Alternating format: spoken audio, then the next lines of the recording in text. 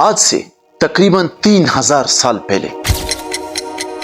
ایک ایسے نبی گزرے جنہیں ایک بادشاہ نے بھوکے شیروں کے غار میں زندہ ڈال دیا. لیکن انتہائی افسوس سے کہنا پڑتا ہے کہ آج کئی مسلمانوں کو اس نبی کا نام تک معلوم نہیں. آخر کون تھے وہ نبی اور انہیں کیوں بھوکے شیروں کے غار میں ڈالا گیا؟ یہ بات ہے تقریباً آج سے 3000 سال پرانی، جب بابل کے ایک بادشاہ نے بخت نصر نے بنی اسرائیل پر حملہ کیا اور اس وقت جو آج کا بیت المقدس ہے، جس کو یروشلم کہا جاتا ہے، اس پورے کو تباہ کر کے رکھ دیا. اور بنی اسرائیل کو تباہ کرنے کے بعد اور ان پر ظلم کرنے کے بعد جو نوجوان لوگ بچے، نوجوان قیدی بچے، ان کو بخت نصر اپنے ساتھ بابل لے کر آیا اور انہی کے بیچ میں یہ نبی بھی موجود تھے.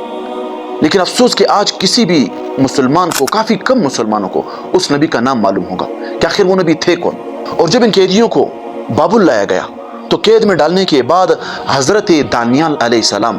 یہ وہ نبی تھے جن کا نام حضرت دانیال علیہ السلام تھا، اور بہت سے کم لوگ اس نام کو جانتے ہوں گے.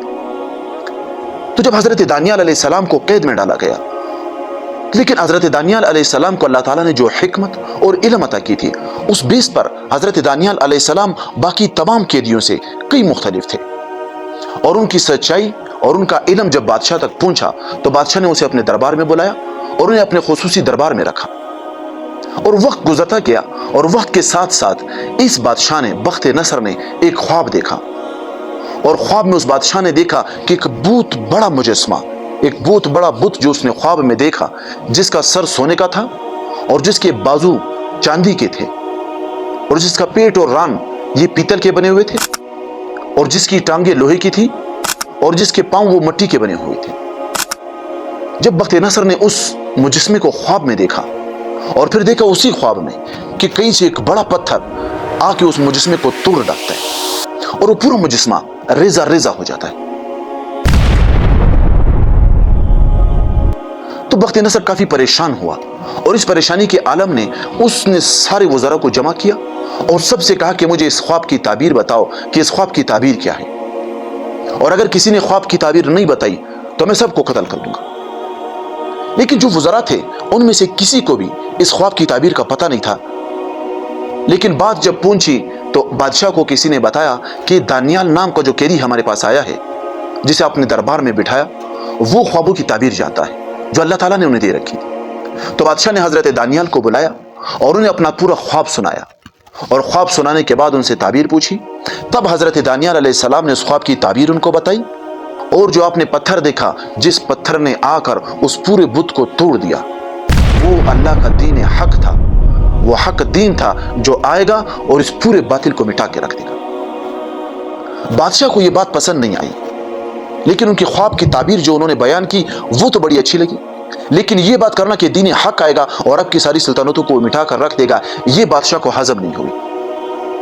اور جو وہاں کے وزراء تھے انہوں نے حضرت دانیال کی بڑھتی ہوئی شہرت کو جب دیکھا تو بادشاہ کو ان کے خلاف ورغلایا اور بادشاہ کو یہ کہا کہ حضرت دانیال آپ کے بجائے کسی اور رب کو سجدہ کرتے ہیں، وہ کسی اور کو خدا مانتا ہے. اور جب بادشاہ نے یہ بات کنفرم کی تب حضرت دانیال کو بادشاہ نے بھوکے شیروں کے غار میں ڈال دیا. لیکن یہاں ایک انتہائی ایمان افروز واقعہ پیش آیا کہ جب بادشاہ نے رات کو حضرت دانیال علیہ السلام کو بھوکے شیروں کے غار میں ڈالا اور یہ کہا کہ دانیال، جس رب پر تجھے بھروسہ ہے، اب میں دیکھتا ہوں کہ وہ رب تجھے کیسے بچاتا ہے. تب حضرت دانیال علیہ السلام کی زبان سے ایک ہی لفظ نکلا کہ میرا رب میری حفاظت کرے گا. اور صبح آ کر جب بادشاہ نے دیکھا کہ میں نے تو اسے بھوکے شیروں کے غار میں ڈالا تھا، لیکن خدا کی قدرت ایسی ہوئی کہ جیسے انہوں نے حضرت دانیال کو بھوکے شیروں کے غار میں ڈالا، وہ شیر جو کئی دنوں سے بھوکے تھے، اور بادشاہ کو لگا کہ وہ حضرت دانیال کو چیر پھاڑ ڈالیں گے، اللہ کا حکم ہوا اور وہ بھوکے شیر حضرت دانیال علیہ السلام کا پاؤں چاٹنے لگے جس طرح کوئی بھیگی بلی ہوتی ہے، اور انہوں نے کوئی نقصان حضرت دانیال علیہ السلام کو نہیں پہنچایا.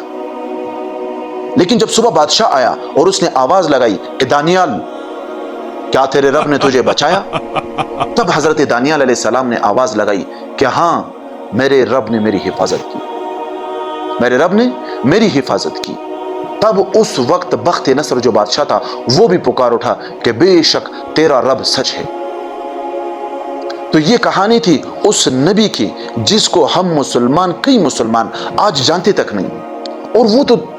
وہ تو نبی 3000 سال پرانے تقریباً تھے۔ آج ایسے کئی مسلمان ہیں جنہیں حضرت محمد صلی اللہ علیہ وسلم کے بارے میں بھی کچھ نہیں پتا، اور اس کی سب سے مین وجہ پتہ ہے کیا ہے؟ ہماری دین سے دوری، کہ جب تک مسلمان دین سے دور رہے گا، اسلام سے دور رہے گا، وہ دنیا میں بھی پریشانی والی زندگی گزارے گا اور آخرت میں بھی پریشانی والی زندگی گزارے گا۔ اور اس واقعے سے ہمیں یہ سیکھنے کو ملتا ہے کہ جس انسان کا توکل اللہ کی ذات پر ہوگا، دنیا کی کوئی بھی چیز اسے نقصان نہیں پہنچا سکتی۔